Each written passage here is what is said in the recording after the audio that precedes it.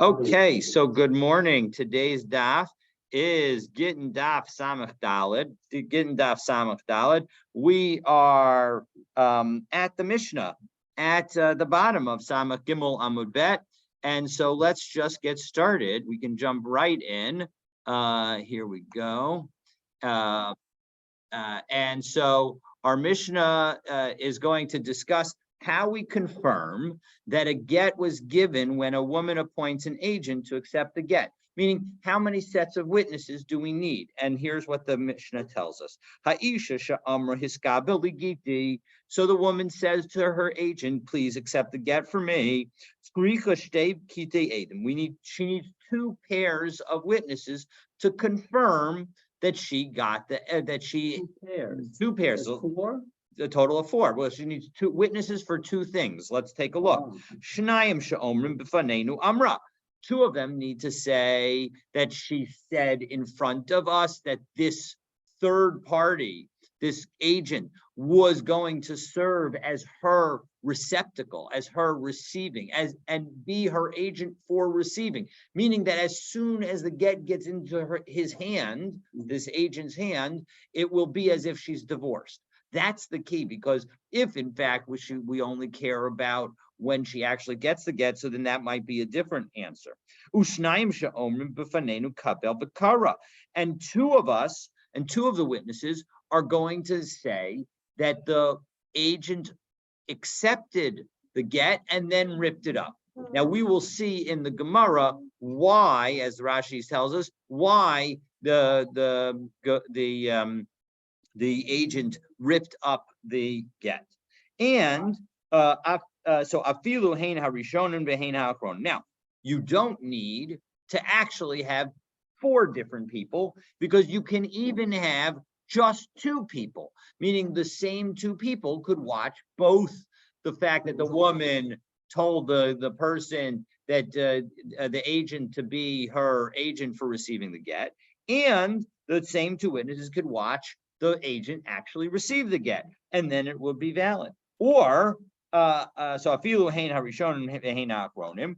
Oh, as we turn to Samach Daled Amud Aleph, echad min harishonim ve'echad min ha'achronim ve'echad mitztarif imahen. Or you could have three people, meaning we said that you need two sets of two witnesses, but which implies that you might need four people, but actually you could have even just two or three people. And how would you have three people? Because you have one person witness only the speaking, one person witness only the conveyance, and you have a third person who witnesses both and is actually the partner of both witnesses. Okay, so that's what our Mishnah says. So now the Gemara discusses a husband's argument with a third party. So here's what's going to happen. The husband says, Itmar, we say, Baal Omer lepikadon, the husband says, I gave you the get to watch. And the person who he's arguing with says, Vishalish, the third party, Omer legerishin, no, you gave it to me so that your wife would be divorced. So, me ne'eman, who's believed? So we have a machlokas between Rav Huna and Rav Chisda. Rav Huna Amar, Baal ne'eman. Rav Chisda Amar, Shalish ne'eman. The Rav Huna says we believe the husband, and the Rav Chisda says we believe the third party. And let's take a look at Rashi. Baal Omer lepikadon. Again, what does it mean that this husband says that it's to be watched? Get shenatun biyad shlish. Baal Omer lepikadon nitativ biyadecha. That I put it into your hand for you to watch. V'shalish Omer legerushin natatali. No, you gave it for me to watch. Shahayiti shlucha lekabala. I was her messenger. I was her agent. I was the wife's agent to receive the get, to accept the get, and therefore v'nisgarsha b'kabalti. She is divorced when I received it. Va'ish va'isha yachad be'ir. And the man and the woman are together in the same city. So that because that will be relevant in a few moments, as we will see. So Rav Huna Amar Baal Ne'eman. So why does Rav Huna say that the husbands believe? De'im isa legerishin yahavei nehalei. Because if in fact the husband wanted to actually give the divorce, get the divorce, The woman's in the same city. This is why Rashi points it out that he's in the same city. He would have been able to just give it directly to her. He could just give it directly to her. No, the third parties believe because, listen, who showed that he trusts the third party? The husband showed that he trusts the third party. And if the husband trusts the third party, then we should trust the third party. The husband is effectively saying, because I gave you the get, I'm going to trust whatever it is that you say. So, and we will see Rashi explain this in a little bit more detail in a moment. So, Masiv Rabbi Abba. So now we're going to have two questions. First from Rabbi Abba, and second, another question as to, maybe we should, maybe Rav Chisda is not right. How do we know, we seem to have some Tanaic sources that might disagree with Rav Chisda, and Rav Huna and Rav Chisda are Amoraim, and so as a result, they can't argue with the Tana, and so therefore it would seem to be a conflict. So Mesiv Rabbi Abba asks the following: Hoda'at Baldin Kameya Edim Dami. We have a general principle that the admission of a party is considered like 100 witnesses, meaning we believe when somebody says an admission against interest is a important element of evidence. The Shalish Ne'aman Mishnehan. However, better than 100 witnesses, or better than either of the litigants, is a third party, is somebody who is a trusted third party. Ketzad, why? How do we see this? Ze'omer kach v'ze'omer kach shlish ne'aman. That if you have a disagreement between one litigant and another, and the third party tells us what happens, so we're going to believe the third party. So shiny mammon, money is different. So again, this shows, right? This shows that we have a brisa that specifically says that we believe the third party, and yet Rav Huna said the husbands believe. So how come? How can we agree with Rav Huna? Doesn't this show that Rav Chisda is right? So no, we said monetary cases are different. Because in a monetary case, when the husband gives over a contract to a third party, he's essentially saying that I am going to be mochel my whatever money I owe if you rule against me. I'm not going to be concerned about my position. Well, in second, we have a brisa. The brisa also taught that the same rule applies to Gittin. Well, that's pretty clear. If the same rule applies to Gittin, that should indicate that it doesn't make a difference whether it's a divorce case. No, the Gemara clarifies Gittin Mamon, as Rashi says, we're 1, 2, 3, 4, 5, 6, 7 lines down in Rashi. She'ein get ela lashon shtar. The term get can sometimes just mean a contract. So here, when we say Gittin Mamon, we're talking about, when we say Gittin, we're talking about Gittin Mamon, some kind of monetary related contract. Okay, so that's that. Well, one second, we've got another brisa that tells us that the same rule applies to documents. So since we have one brisa that says, and similarly for Gittin, and one brisa that says, and similarly to contracts, doesn't that show that it's both commercial contracts and Gittin and divorce contracts? No, doesn't have to, because midi gabi hadadi tanya.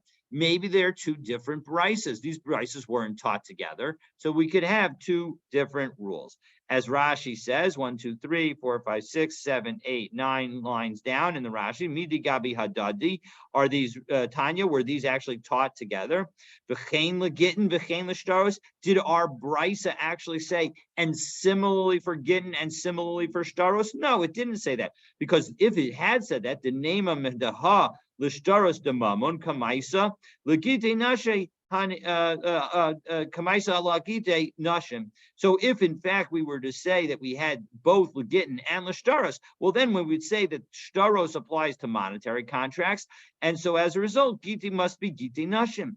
But here, Hani trade Tanaininu. These were two separate statements, the Tarvaihu b'mamonari, and we can say that both of them are talking about money. Okay, so that is question number one, and it is defeated. And in fact, so we still have this debate. Rav Huna says the husbands believe, Rav Chisda says the third party is believed. So again, we're going to challenge Rav Huna and try and support. Well, actually, this time we're going to challenge both Rav Huna and Rav Chisda, because let's take a look at our Mishnah. Tanan, Ha'isha sha'amra hiskabel li giti. The woman said, except for me a get, tzricha shtei kite edim. She needs two sets of witnesses. Shnayim sheyomer b'fanenu amra, u'shnayim sheyomer b'fanenu kabel v'kara. Two who are going to tell us that she told the witness, she told the agent accept the get, and two that in fact the agent received the get. But v'amai lehemne l'shalish. We just had this whole debate with respect to whether we believe the shalish, the third party, or the husband. But now we are saying in some ways that we're not believing either of them, that you need two witnesses. So how doesn't that show, doesn't that on some level contradict both Rav Huna and Rav Chisda? So, okay, and indeed Rashi, let's take a look at the next Rashi in Rashi. So, boy, Adam, the fact that we need witnesses, klal lo b'kabbalah, below b'amira, meaning the question is why do we need witnesses at all? We shouldn't need witnesses neither for the acceptance nor for the fact of her statement. Ela b'amira to bilvad. We should only need it with respect to her statement. Lehemne daha hemne baal, right? To believe him or to believe the Baal. Whether, meaning it's a question, either we should believe the third party according to Rav Chisda, or we should believe the husband according to Rav Huna. So bottom line is, it's really problematic according to both of them, our Mishnah. So Mika Nafik Gita Mitote Yadei de Lehemne. Well, 1 second, there's a very big difference that wasn't clear when we said these two cases before, but is now being clarified by the Gemara. Because when our Mishnah said that that we need the witnesses, is the third party able to show everyone that he's holding the get? No. He's not able to show that he's holding a valid get, because what did he do to the get? According to our Mishnah, he ripped it up exactly as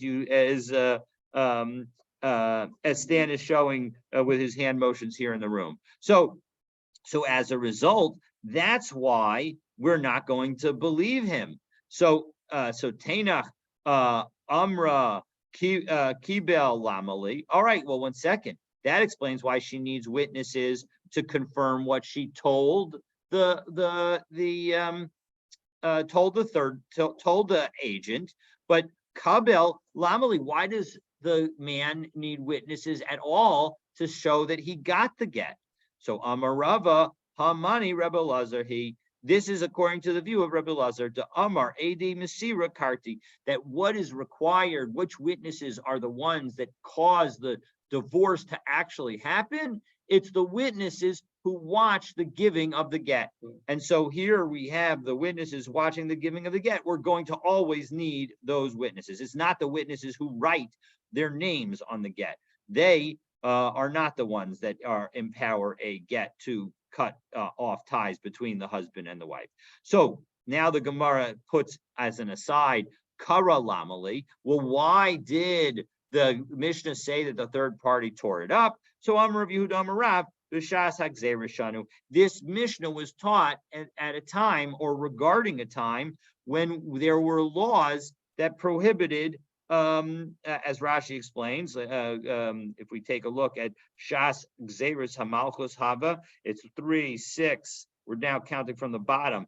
6, 9, 12, about 15 to 16 lines up from the bottom of Rashi. Shegazru ala mitzvos. They made a decree that the Jews were not allowed to perform mitzvot, and so as a result, you needed to get rid of the get as soon as it was effective, because you couldn't have any kind of religious kind of material in your possession. Okay. So bottom line is that we are stuck with this debate between Rav Huna and Rav Chisda. So now the Gemara is going to quote Rabbah, who is going to limit the situation where we say, according to Rav Huna, that the husband is believed. So Amar Rabbah, Umoda Rav Huna would agree, Di'i Amra Ihi, if the wife said, Lididi Amar Lishlish, Delegerishin Yahave Nihale, Mehemna, that if the wife says that the third party told her that the husband gave him the get for the purposes of divorce, then she is believed. Now, that seems very confusing, and the Gemara immediately jumps on it. Mi ika midi dishalish gufei lo mehem and be'ihi mehemna. Would we ever believe, now the specific way that the Gemara phrases it, are we ever going to believe the party of are we ever going to have a situation where the third party himself is not believed, but a woman who testifies about a third party is believed? Of course not. We're not going to have that. Meaning, if we don't believe the person themselves, we're not going to believe somebody who says that the person told them the thing itself. That just is silly at this point. So as a result, we're going to change Rabbah's statement. So Ella Amra, no, where we're talking about is where the wife said the following: Kamai di legerishin Yahave Nahala, that in front of me the husband gave to the third party the get for the purposes of divorce. Meaning the husband did not say, have it. Once the agent said, I am an agent to receive the get on behalf of the wife, the husband did not say, no, you're not. You're only going to be an agent to deliver it, or no, you're not. You only have the right to watch it, and you don't have the right to deliver it. And so as a result, in that situation, because now we have both the third party and the wife testifying effectively, mehemna, she's going to be believed. Migo by Amra, because she could have just lied and said, that the husband gave the get directly to her for the purposes of divorce. So that is, and again, the key in that situation is that the get is still in existence. This, in the debate between Rav Huna and Rav Chisda, the get is still in existence, unlike the case in our Mishnah where the person ripped it up. Go ahead. If the third party and the wife are present, why would he not give the get directly to the wife? So there are two potential answers to that. One is she is present in the sense of able to watch, but she may not be able to actually interact with the husband. A simple example of that would be either she's on the other side of a river, or she's in jail and it's happening outside the jail. So there are a number of situations where that could be. The other possibility is that, you know, really the husband and the wife don't want to have anything to do with one another, which is very possible. And so as a result, it's like, listen, don't give it to me, give it to this guy, and I'll watch, and he's my agent. That's understandable. Okay. So the Gemara is now going to quote a ruling that requires witnesses, even though there is apparent agreement as to what happened. Similar, frankly, to our Mishnah. So let's take a look what we're talking about. So Baal Omer Legerishin, the husband says, I gave it to the third party for the purposes of divorce. Not for the purposes of divorce, but as Rashi says, this is an important Rashi, because otherwise the Gemara doesn't really make sense. This is Rashi 6, 9, 12 lines out.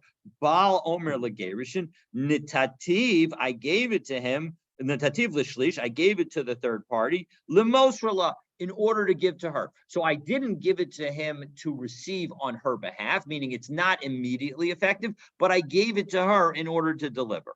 The Shalish Omer Legerishin, and the third party says, and in fact it was given to me for the purposes of the divorce, and of course the implication being, and I delivered it.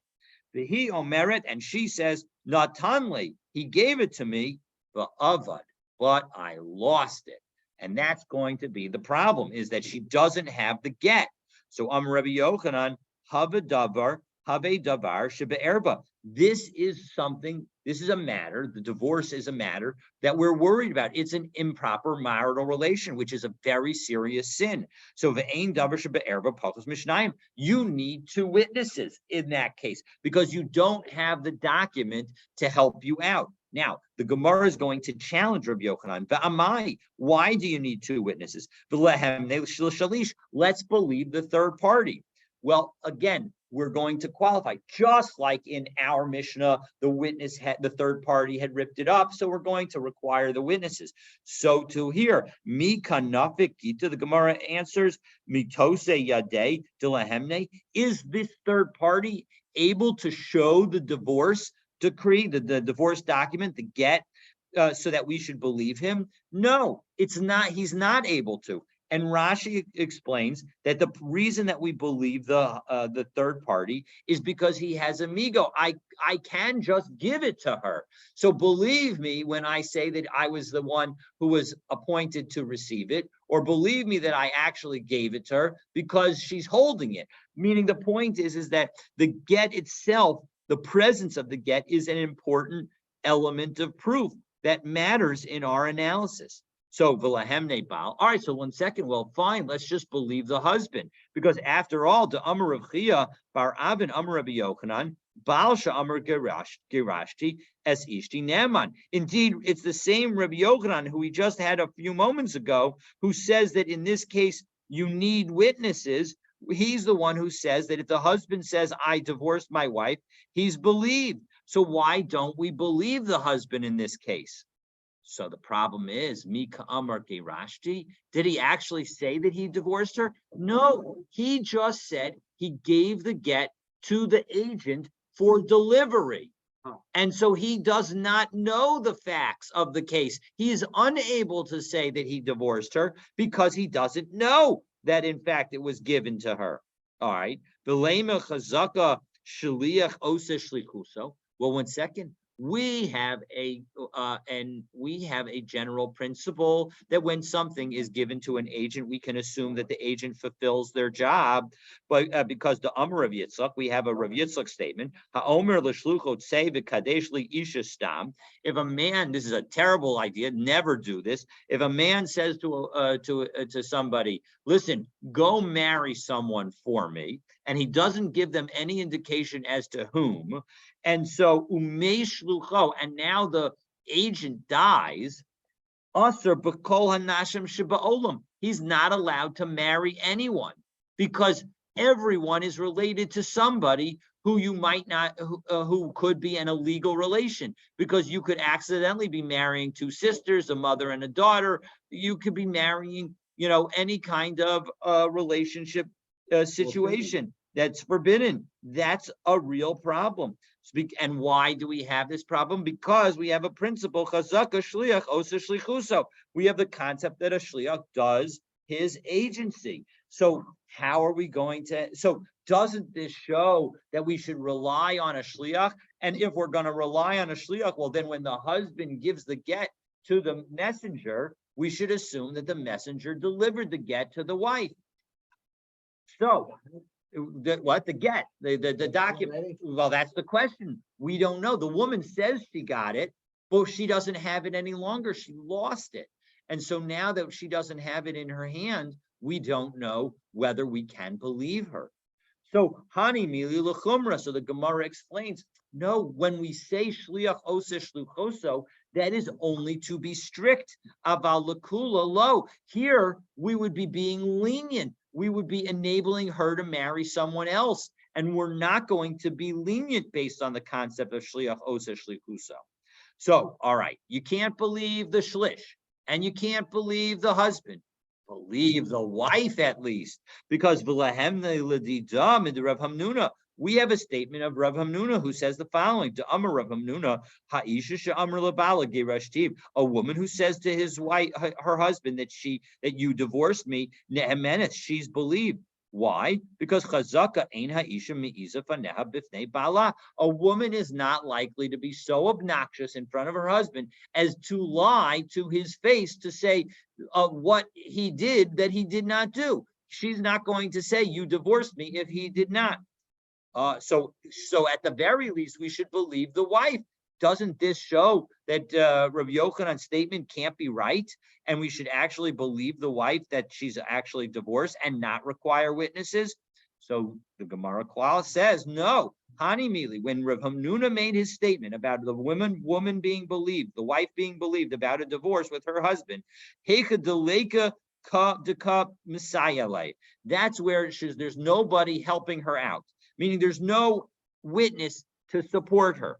Aval Hecha de Messiah, when she has somebody who's supporting her, Meiza umeiza,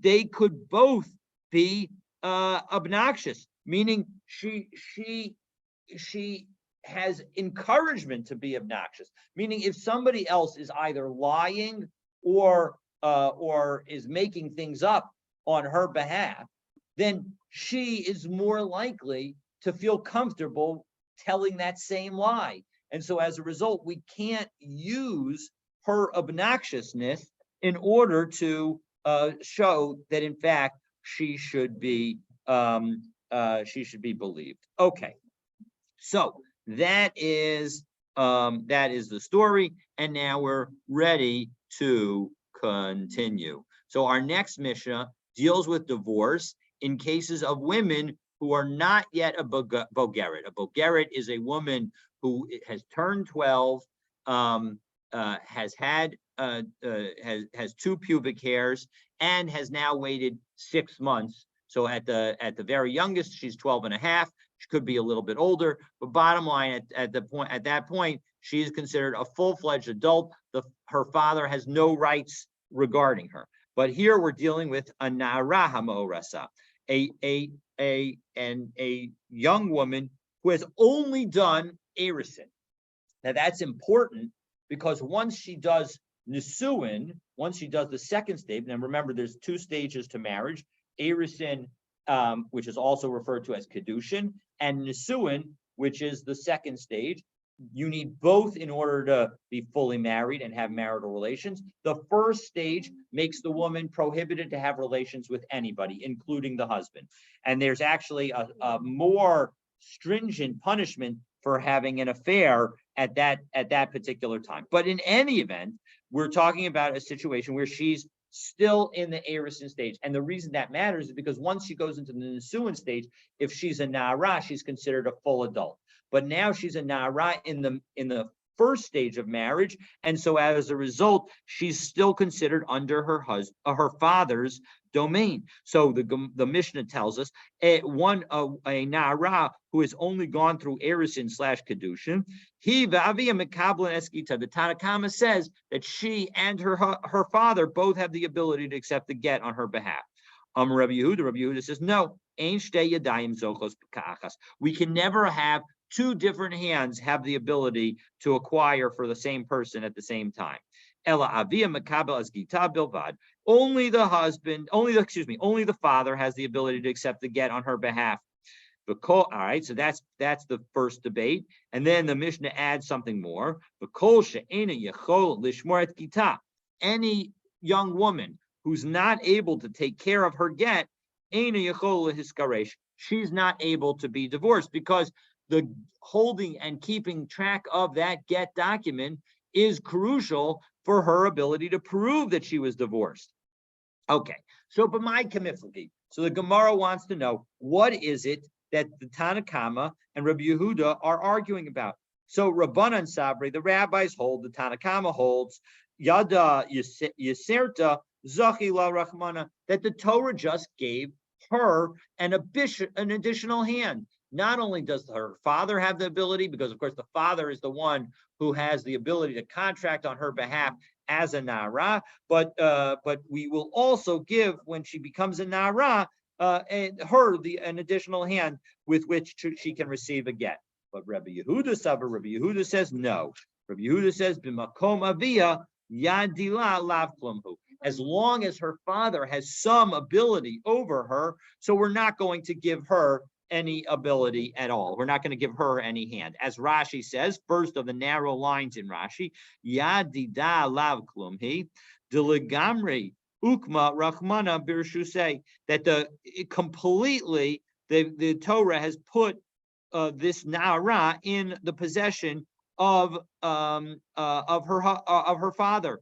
Kol Yemei Na'arot, all of the time, all of the days during which she is a Na'ara, meaning once she has the two hairs until she becomes a Bogeret 6 months later. Ella Imkein Nisat, that she is in her father's control, in her father's domain, in her father's jurisdiction until she gets fully married, until she does nisuin.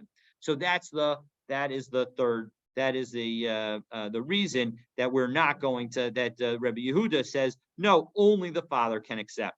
Okay, so now that we have that basis of the disagreement, so now the Gemara is going to quote a brisa related to the ability of a minor to take care of her get. So because we said in our Mishnah, right, any girl who's unable to take care to watch her get is not able to be divorced. So let's take a look and see what. So we're going to teach a brisa that relates to that. So Tanarabanan, Katana hayodas l'shmoret gita mitgareshet. A minor who knows how to watch her get can be divorced. V'she'ena yodas l'shmoret gita, and if she doesn't know how to watch her get, ena mitgareshet, she's not allowed to be divorced. Ve'ezu katana yodad l'shmoret gita, who's the one who's able to watch her get? Kolsha mishameret gita v'davar acher, anybody who's able to watch her get and something else. Well, 1 second. My kamar, what in the world is that end statement? Kol mishameret davar, what that kol mishameret gita v'davar acher, what does that mean in at all? I mean, it's a very confusing statement. What is this something else, and why is it relevant? So two possibilities. So answer number one, Amar Rabbi Yochanan Hachi Kamar, Kol shemishameres davar acher machmas gita, that anybody who would watch something else in place of her get. That, and Rashi explains, and it's going to be a little confusing. And yes, in fact, what Rashi says is confusing. She'im avda, if she loses her original get, if she'im avda gita, excuse me, mishameret davar acher, she's going to watch something else. If she lost her get, she will identify something else. She'enu domelo, that's not comparable because it's not just a contract. The sivura, and she'll think shehu gita. All right, instead of watching the get, I'll watch my computer, and I'll be careful about my computer. So if in fact she's old enough to make that logical jump, then Rabbi Yochanan says that's what the brisa is telling us. Of course, that's kind of silly, and that point is made by Rav Huna bar Manoach. Maskif la Rav Huna bar Manoach. So he asks, ha shota ba'almahi. That doesn't make her intelligent enough to get divorced. That makes her a little crazy. And indeed, Rashi says about this is now 3, 6, 9, 12, 13, or 14 lines down. Shota ba'almahi. Hashota ba'almahi. Ve'ein lecha mishalechas v'chozeret yoter mimena. So let me back up and just note that there's this following principle. In order for a minor to be divorced, the person has to be at not think that they could go back to their husband. Meaning, if you were to give a get to if the husband were to give a get to the wife and say you have to leave, and the wife is so young that she thinks, yesterday you told me to leave, but I'm back today because maybe we can still be married. Well, she doesn't have this sufficient understanding to understand the nature of divorce. And so as a result, we won't allow anybody to divorce somebody that young because that's going to lead to problems. So what Rashi is saying is that this woman who thinks that something else can be a substitute for her to watch instead of a get is certainly somebody who's going to go back to the husband and think that she's not really married. It's not as if we could say that she's just watching some other contract. Since it didn't tell us that what she was watching is a contract, that implies that she's watching something that isn't even a contract. Elamidi de lo damile. It's something that's totally not comparable at all. And so as a result, that doesn't make sense as an explanation of this brisa. So as a result, Ella Amar Rav Huna bar Manoach Mishmei de Rav Acha Brei de Rav Ika. So Rav Huna bar Manoach says in the name of Rav Acha, the son of Rav Ika, Kol Shem Mavchenes Ben Gita L'Davar Acher. No. The point is, when we say Kol Shemishameres Gita V'Davar Acher, it means that somebody who's able to distinguish between her get, which she needs to watch, and something else, and will understand the importance of the document. That's what it means that she's that she's old enough to be divorced. Okay.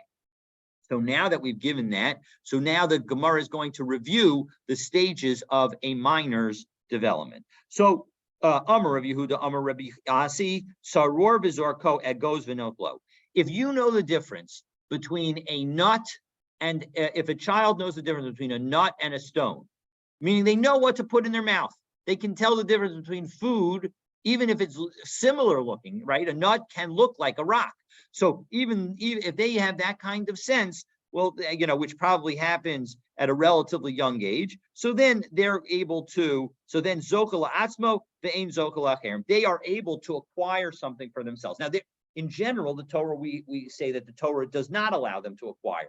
But the rabbis say we're going to treat them as being able to acquire something for themselves, but they cannot, exactly, the capacity to acquire something for themselves, but they cannot acquire on behalf of somebody else. And what does that mean that they can't acquire on somebody else? The Rashi explains that in fact that if somebody were to try to put something in their hand, if I were to try and give that child something and say to the child, listen, take possession of this item on behalf of Stan, and then the child doesn't understand, then I can take it back. It's not as if that gift has been completed. So, but if you give something to the child to borrow, and they understand that they have to return it, then according to Rabbi Yehuda, in the name of Rav Asi, Zocha ben Latzmo ben Lachem, then they have the ability to take a possession for themselves or for somebody else. So Ki Amrita Kamei de Shmuel, when this was said in front of Shmuel, Amrli, he said to me, Davida Akasi, this and this have the same rule. Well, 1 second, what rule is that? My Davida Akasi. What in the world does that mean that they both have the same rule? So Amar Rav Chisda, that when you have a minor, even if they understand the concept of borrowing, they can only make an acquisition for themselves. They don't have the ability to make an acquisition for someone else. So that is where we're going to pause. We've now established these two views of the ability of minors to make acquisitions, and the Gemara is going to have some questions. But for those questions, you'll need to wait for tomorrow's daf.